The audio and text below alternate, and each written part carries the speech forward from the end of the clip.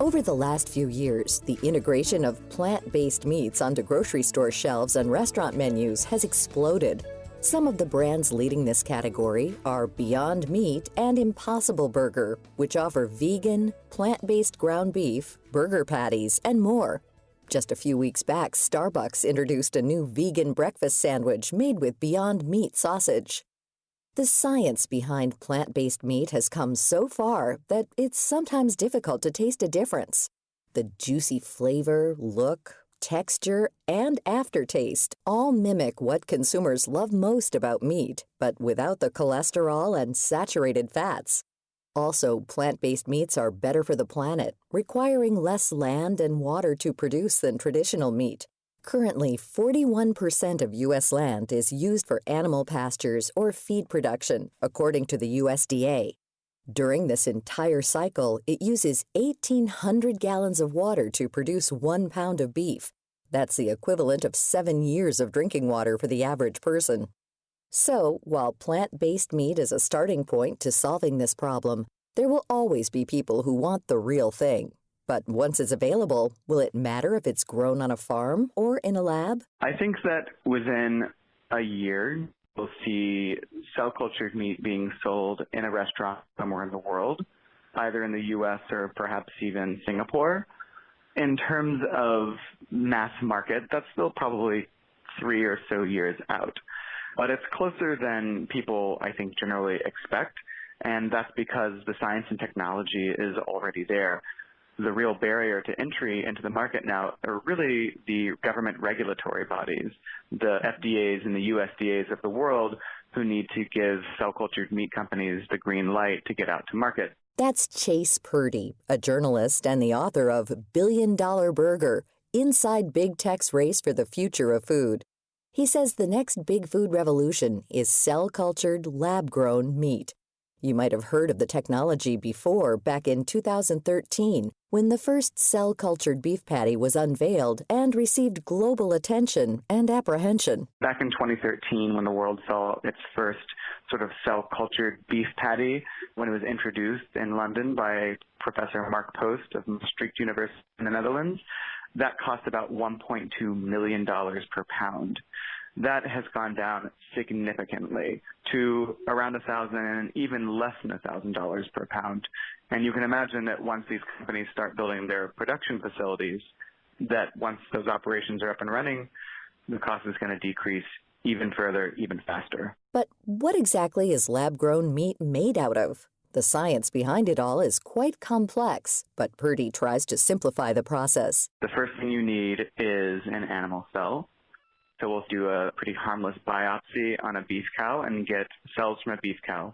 Then you need a nutrient-dense liquid medium, which is basically a liquid that's filled with like all the proteins and amino acids and nutrients that typically run through a bloodstream.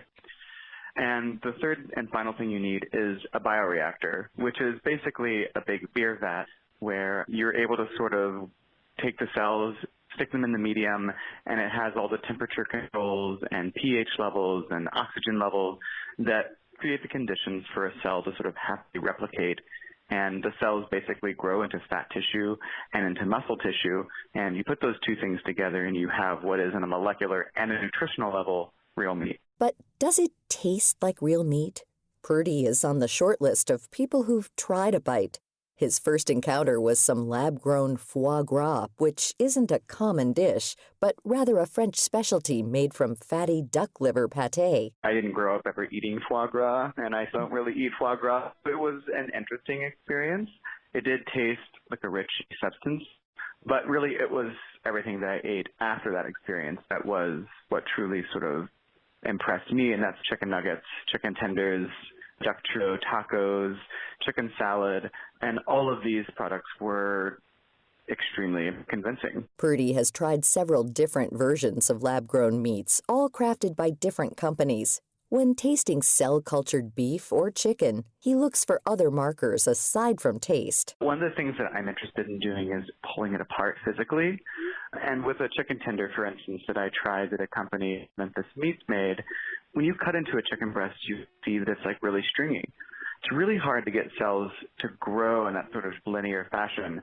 But At this particular instance, this company, I pulled apart the chicken tender, and it had that same texture as well as the taste. And I mean, it really truly was exactly like what you would expect. The science that goes into perfecting lab-grown meat involves many variables and can take several years. San Francisco-based company Just Inc. is one American startup paving the way for mass-produced plant-based and lab-grown chicken products. The Just Egg product that the company has is based off of mung beans. And one of the interesting things that all of these companies do, but Just in particular, is that they have like these systems for finding plant seeds around like the world and analyzing those seeds to figure out like what inside these plants allows the proteins to make animal products. So essentially they use mung bean to make their egg substitute, and they're using plants to figure out how to like pull out all the nutrients that are needed to put inside the liquid medium that cells feed on to grow into cell tissue, the muscle and fat tissue used to make cell-cultured meat. Purdy points out that the research development of lab-grown meat extends past the United States. Other hubs include the Netherlands and Israel, which are both pouring money into perfecting their own products.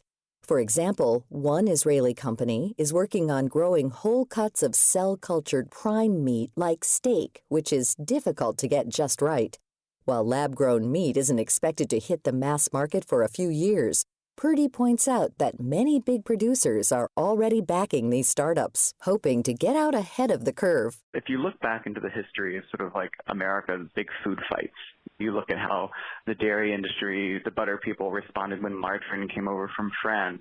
When you look at how the milk industry responded to plant-based milks, it's always been very vicious food fights. The meat industry is more nuanced, which makes it interesting to me. You have a section of it, specifically the ranchers and some of like hog farmers, for instance, who are very against cell-cultured meat. But when you look at like the people who are making decisions in the boardrooms of Tyson and JBS and Cargill and these massive meat companies, in a lot of cases, they're sprinkling investment into cell-cultured meat companies. And that's because on a fundamental level, a lot of them are basically out saying that they're no longer meat companies, that they're protein companies.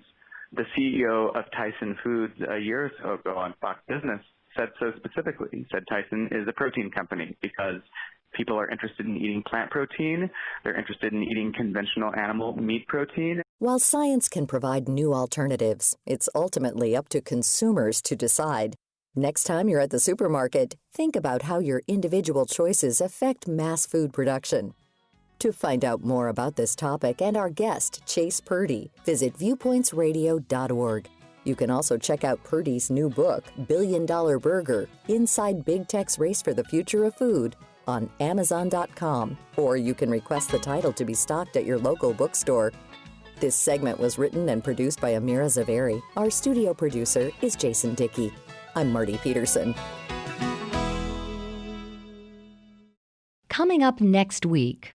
Many people started realizing that there were also families and children experiencing homelessness. The homeless epidemic in the U.S.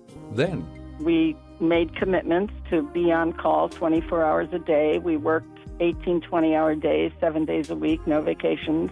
The all-consuming world of cults. I'm Marty Peterson. And I'm Gary Price. These stories in depth on your public affairs magazine, Viewpoints.